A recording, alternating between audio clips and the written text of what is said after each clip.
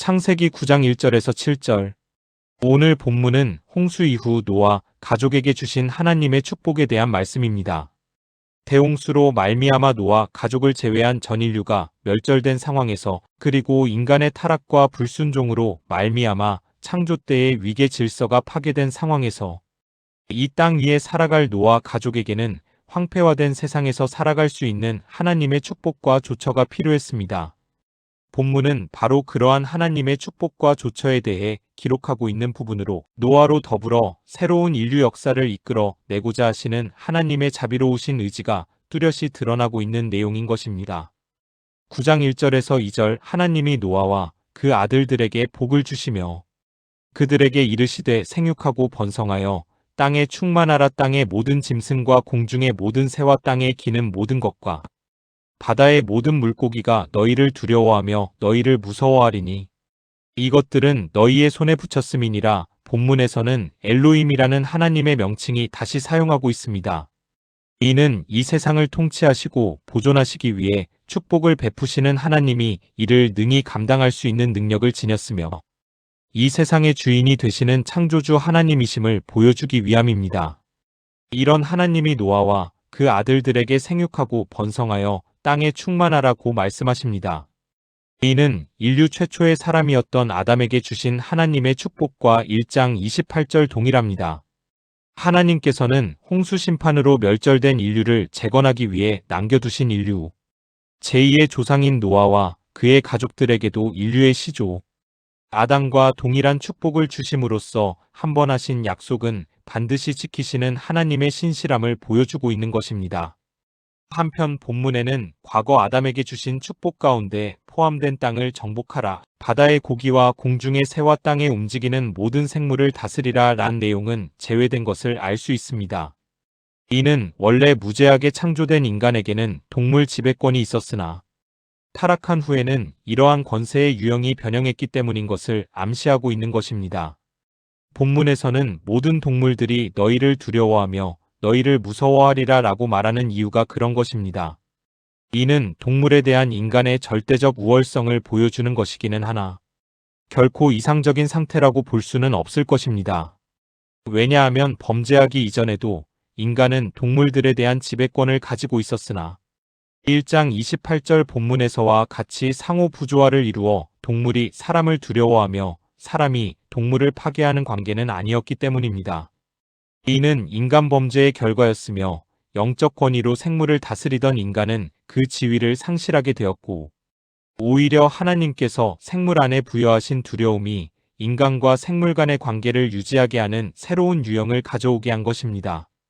만약에 하나님께서 생물들에게 인간에 대한 두려움을 주지 않았다면 오늘날 세상은 말 그대로 약육강식인 동물의 왕국이 되었을 것입니다.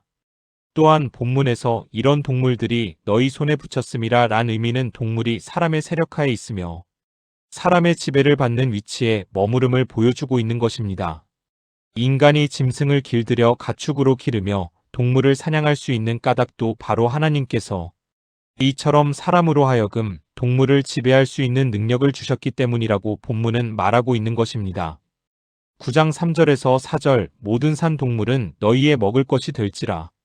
채소같이 내가 이것을 다 너희에게 주노라. 그러나 고기를 그 생명되는 피채 먹지 말 것이니라. 본문에서 하나님은 노아와 그 가족에게 살아 움직이는 동물만을 먹으라고 말씀하십니다. 하나님은 채소를 음식으로 주신 것처럼 홍수 후 동물도 음식으로 취할 수 있게 하셨으나 살아있는 동물만을 먹을 수 있도록 한정하셨습니다. 자연적으로 죽었거나 다른 짐승에 의해 죽은 것을 먹을 수 없도록 하신 이 명령은 후에 율법 가운데도 명시적으로 기록됩니다. 레위기 22장 8절. 이러한 규례는 언제 죽었는지 모르며 부패하였거나 독성이 있을지도 모르는 것은 취하지 못하게 하는 건강상의 이유와 더불어 생명이 없는 것은 부정하다는 종교적 의미도 내포되어 있을 것입니다. 그러나 하나님은 노아에게 동물은 먹되 그 생명되는 피채 먹지 말 것을 명령하십니다. 본절을 직역하면 고기를 그것의 생명 안에서, 즉 그것의 피 안에서입니다. 여기서 주목할 사실은 본래 피가 고기 안에 있는 것이지 고기가 피 안에 있는 것은 아니라는 사실입니다. 그러나 본문은 고기가 피 안에 있다는 표현을 함으로써 피를 밖으로 부각시키는 효과를 보이고 있으며 이는 고기보다 생명되는 피를 강조하기 위한 것입니다. 이처럼 하나님께서 피를 먹는 것을 금하신 것은 피가 생명 유지에 꼭 필요한 것이며 생명 자체를 상징하기 때문입니다. 따라서 하나님께서 육식을 허용하시면서도 피를 먹는 것을 금하신 것은 사람들로 하여금 생명의 존엄성을 깨닫고 생명을 경시하는 것을 막기 위해서일 것입니다. 뿐만 아니라 이러한 하나님의 명령에는 더욱 신비로운 의미가 포함되어 있다고 합니다. 즉 하나님께서는 모든 생명의 주인이 바로 하나님 자신이시므로 비록 짐승이라 할지라도 하나님의 주권에 속하는 생명을 함부로 취급할 수 없음을 이 규례를 통해서 보여준다는 것입니다. 9장 5절에서 7절 내가 반드시 너희의 피 곧 너희의 생명의 피를 찾으리니 짐승이면 그 짐승에게서 사람이나 사람의 형제면 그에게서 그의 생명을 찾으리라. 다른 사람의 피를 흘리면 그 사람의 피도 흘릴 것이니 이는 하나님이 자기 형상대로 사람을 지으셨음이니라. 너희는 생육하고 번성하며 땅에 가득하여 그 중에서 번성하라 하셨더라. 본문에서 하나님께서는 인간의 생명을 앗아간 자에 대해서는 반드시 그 책임을 물으시겠다고 선언하십니다. 즉 하나님은 인간의 생명을 해친 자에 대해서는 사람과 짐승을 막론하고 죽음으로 갚는다는 것입니다. 이는 하나님께서 인간의 생명을 얼마나 귀히 여기시는가를 말해주고 있는 것입니다. 그렇다면 하나님은 무엇 때문에 이처럼 인간의 생명을 귀하게 여기시는 걸까요? 그것은 하나님께서 인간을 자기 형상대로 창조하셨기 때문입니다. 1장 27절 그러므로 저자는 독자들에게 이런 하나님만 바라보고 우상 숭배를 하지 말라고 권면하고자 하는 것입니다. 한편 예수님께서는 형제를 미워하는 것을 살인과 동일하게 취급하셨습니다. 마태복음 5장 21절에서 22절 또한 요한일서 3장 15절과 16절에서 이렇게 말하고 있습니다.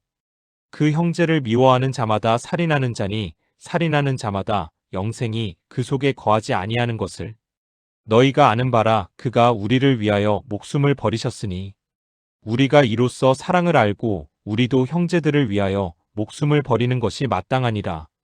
이는 초기 그리스도인들의 삶이 어떤가를 엿볼 수 있는 좋은 자료일 것입니다. 이 시간 나는 과연 형제나 아니면 다른 사람이라도 미워하고 있지는 않은지 한번 생각해보는 시간이 되었으면 합니다.